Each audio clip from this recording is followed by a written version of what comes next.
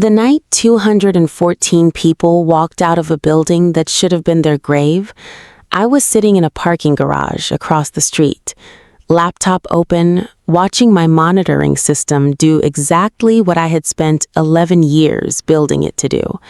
I felt something so quiet and complete, I didn't have a word for it. That was Houston. That was 2 years ago. This is now.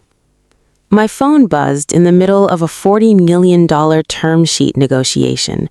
7 executives arranged around me on the 22nd floor of a downtown Atlanta tower, a venture capital partner mid-sentence about projected returns, and my screen lit up with a group text from my mother. Family dinner Sunday. Important. Bring something casual, nothing too corporate. Isabella is bringing Diego, and we want things to feel warm and normal. I read it twice.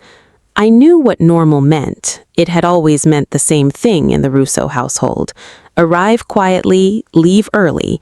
Don't accidentally take up too much space in a moment that belongs to someone else. I typed back, "I'll be there," and slid my phone face down on the table. 40 minutes later, we had a signed term sheet. I didn't mention it to my mother. Isabella called Friday evening while I was reviewing load-bearing schematics for a federal project in Phoenix. She started warm. She always starts warm. "How are you, Val? Are you eating enough? You work too hard." The warmth lasted 4 minutes before it migrated toward the actual point. Diego's family was traditional. His mother, Rosa, was the kind of woman who paid close attention to everything, asked careful questions, formed opinions quickly, and held them.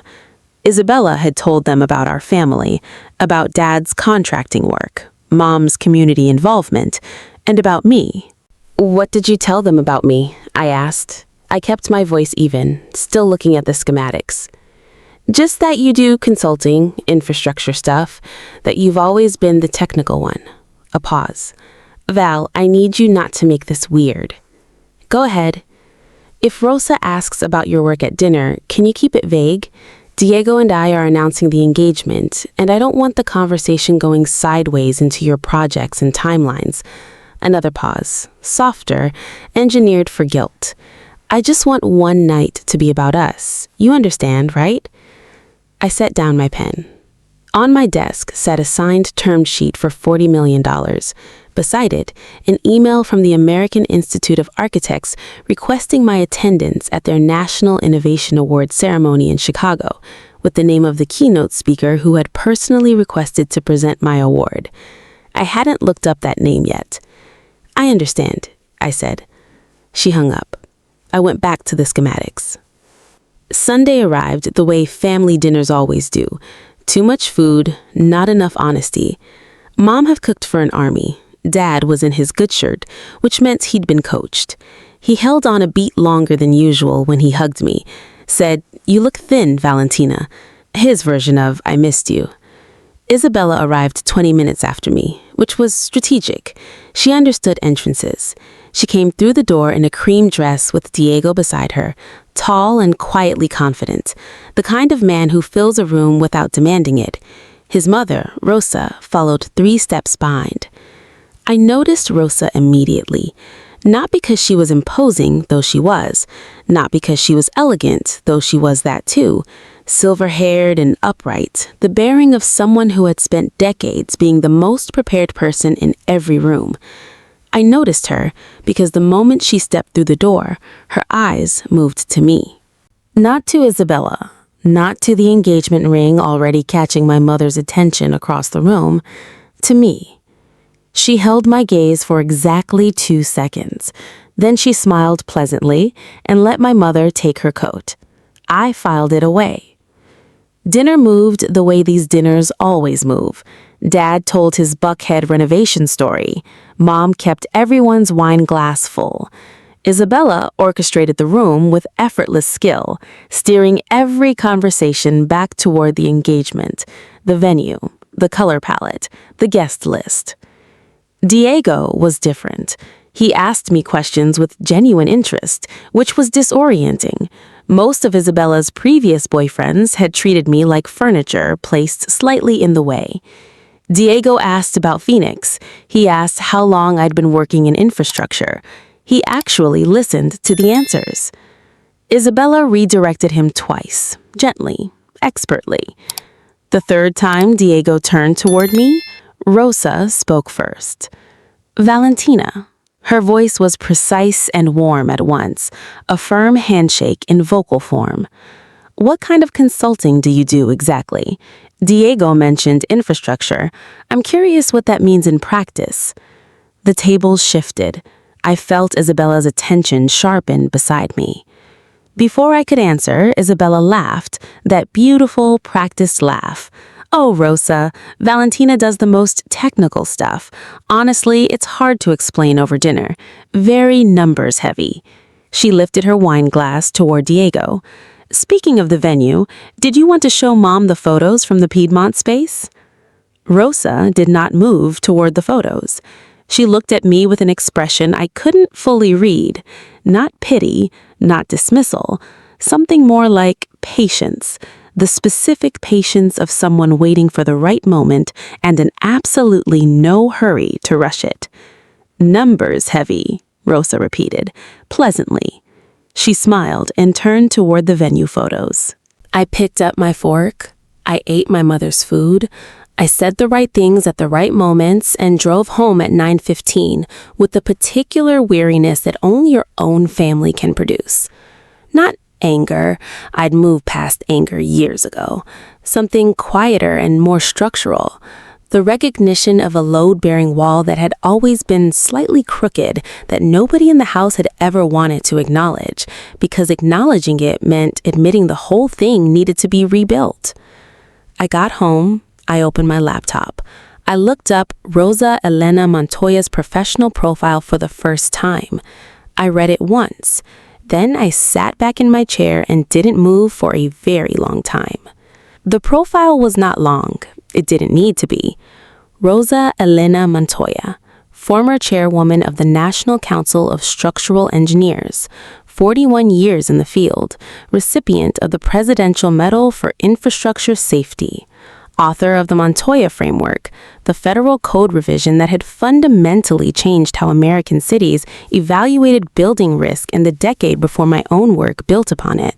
And 2 years ago, on a Tuesday morning in Houston, she had been on the 31st floor of the Callaway Center when my monitoring system detected a cascading microfracture event in the eastern support columns and triggered the evacuation protocol 22 minutes before the structure reached critical failure. She was one of the 214 people who walked out. I closed the laptop. I sat in my quiet apartment and thought about the way she had looked at me across my mother's dinner table, the 2 seconds at the door, the patience in her expression when Isabella talked over my answer, the way she had said, "I see," with the full knowledge of exactly what she was seeing. She knew who I was. She had known from the moment she walked through the door. She had watched my family perform their careful misdirection and said nothing, because correcting them was not why she was there. She was watching something else entirely. She was watching what I would do, how I carried it, whether I flinched. I didn't know whether I had passed or failed that observation. What I knew, Rosa Montoya was presenting my award in Chicago in 3 weeks, and Isabella was planning to bring Diego and the family to Chicago, believing it was simply a formal industry dinner she could attend on Diego's arm. Nobody had told her what the ceremony was for. Nobody had told her whose name was on the award. I thought about calling Isabella, giving her the information, letting her prepare. I thought about it for 45 seconds. Then I opened my laptop and replied to the American Institute of Architects, confirming my attendance. I requested a seat reservation for 4 additional guests and listed their names: Carlo Russo, Donna Russo, Isabella Russo, Diego Montoya. In the notes field, I wrote one instruction: please do not share the award recipient details with guests prior to the evening. I would like it to be a surprise. I sent the email, closed the laptop, went to bed. I slept better than I had in months, which told me something about myself I was still not sure how to feel about. On Wednesday, Rosa Montoya called me directly. I hadn't given her my number. She'd found it the way people with 41 years in a field find things. Valentina, she said when I answered. Just my name, like she was confirming something. Rosa, I said. A brief silence, comfortable somehow. I owe you an apology for Sunday. I watched what happened at that dinner and I said nothing, and I want you to know my silence was not agreement. I know, I said. You were watching. I was watching, she confirmed. You are exactly who I expected you to be. I followed your work for 6 years. The Houston system. The federal code contributions. The monitoring architecture that every major firm is now quietly incorporating without attribution. A pause. What your family believes about you is not a reflection of you. I want you to know that someone in that room saw you clearly. I looked out at the Atlanta skyline, at the buildings, at the geometry of human ambition translated into steel and glass and load calculations. Chicago, I said. Chicago, she agreed. She hung up. I set the phone on my desk and let myself, very briefly, feel it. The weight of being seen by someone who understood exactly what they were looking at. Then David knocked with the Phoenix revisions, and I got back to work. Chicago does not whisper. It announces itself through glass and wind and the arrogance of a skyline built by people who believed height was a form of argument. I had always loved it for exactly that reason. Every building here was someone's refusal to be small. I stood backstage at the Meridian Grand on a Thursday evening in a navy dress that cost more than my first car, listening to 400 architects, engineers, and urban planners find their seats. David had texted 20 minutes earlier. They're here, all 4 of them, front left, 3rd row. I didn't look through the curtain. I thought about Isabella at my mother's table, redirecting conversations with a laugh like a scalpel. I thought about my father in his good shirt, saying nothing when it mattered. I thought about my mother's text, warm and normal, which had always been code for something smaller than what I actually was. Then I thought about Rosa. I straightened my shoulders. I waited.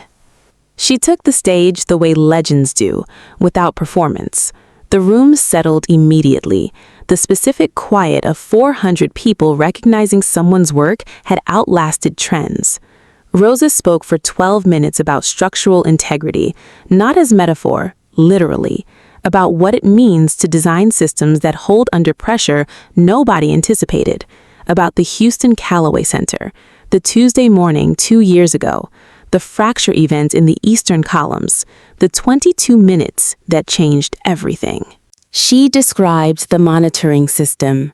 She described its architecture. She described the engineer who built it, not as a company, not as a brand, but as a person. A woman who had spent 11 years solving a problem the industry had decided was unsolvable. A woman who had done it quietly, without announcement, the way all serious work gets done. The buildings we trust with our lives, Rosa said, her voice carrying cleanly to every corner of the room, are only as honest as the people who designed them. Tonight, I have the privilege of presenting our National Innovation Award to someone whose integrity is structural. It goes all the way down. She looked toward the wings. Dr. Valentina Russo. I walked out into the light. The applause was immediate and full. I didn't look at the 3rd row, not yet. I walked to the podium, shook Rosa's hand, accepted the award, heavier than I expected, and turned to face the room. Then I looked. Isabella's face was the thing I will carry longest. Not because it was dramatic, because it was so completely still. Every performance she had ever constructed was running its diagnostics at once, searching for the correct response to a situation she hadn't prepared for, and finding nothing. Beside her, Diego was leaning slightly forward, his expression not surprise, but recognition. the confirmation of something he had already suspected. My mother had her hand over her mouth. My father was gripping his program with both hands like it was the only fixed point in the room. I looked at all four of them. Then I turned to the room and spoke. I almost didn't build it. The room held its breath. 11 years ago, I was a junior engineer on a municipal contract in Atlanta, and I had an idea that my department head told me was theoretically interesting and practically irrelevant. He said the industry had stress testing protocols. He said the margins were sufficient. He said sometimes good enough has to be good enough. I paused. I went home and kept building it anyway. Not because I was certain I was right, because I was unwilling to find out later that I was right and had stopped. I looked down at the award. 214 people went home to their families from the Callaway Center because the system worked the way it was designed to work. I'm proud of that. But I want to be honest about what pride actually feels like from the inside, because I think we get this wrong. I looked up. It doesn't feel like victory. It feels like relief. The specific exhale of someone who built a wall and then watched the storm come and counted everyone who stayed dry. I let that land. Build the thing anyway. Build it when nobody's asking for it. Build it when the room doesn't understand it yet. Build it quietly if you have to. The work always knows what it is, even when the people around you don't. I stepped back from the podium. The room came to its feet. I didn't go to them immediately. I let the evening move, accepted the congratulations, spoke with colleagues. I gave Rosa a hug that said more than I had words for. She held on briefly and said quietly, "Well done." Just that. It was enough. An hour later, I found my family near the exit. Isabella looked like someone had removed the load-bearing wall of her entire personality. My mother's eyes were still wet. My father looked at me with an expression I had never seen on his face, something undefended and genuinely lost, the face of a man trying to locate himself on a map he'd drawn wrong. He spoke first. "Valentina." His voice was rough. "That woman said you saved 214 people." "Yes." "And we told you not to mention your work at dinner?" "Yes." He nodded slowly. Not an apology yet. Something that would become one given enough time and honesty. "I'd like to hear about it," he said. "All of it. From the beginning, if you're willing." I looked at this man who had never known how to hold what I was, not because he didn't love me, but because he had never thought to ask what he was holding. "Sunday," I said. "Come to my office, I'll make coffee." He nodded. Mom took my hand. Isabella stood slightly apart, quiet in a way she never was, looking at the floor. I waited until she looked up. "I don't hate you," I said, "but we have work to do." Her eyes filled. She didn't perform it. It was the most honest I had ever seen her. I took a car back to my hotel alone. The Chicago skyline moved past the window, steel and glass, and 10,000 decisions made by people who refused to stop at good enough. My phone lit up. A message from Rosa. Short, like all her communications. "The industry needs more architects like you. So does your family. Give them the chance to build something better." I set the phone in my lap. Outside, the city held its own weight, beam by beam, exactly as designed. So would I. Thank you guys for sticking with me to the end of this narration. Here's what I want you to do right now. If you've ever been talked over in a room you are the most qualified person in, type "I'm Valentina" in the comments. If you know someone who has, type their name, just their first name. Let's fill this comment section with the people who never got their Chicago moment. And if this story was interesting to you, you already know what to do. Like this video, share it, subscribe to this channel. Tomorrow, I'm dropping something that's going to start a whole conversation, and you don't want to be the last one there. Stay tuned.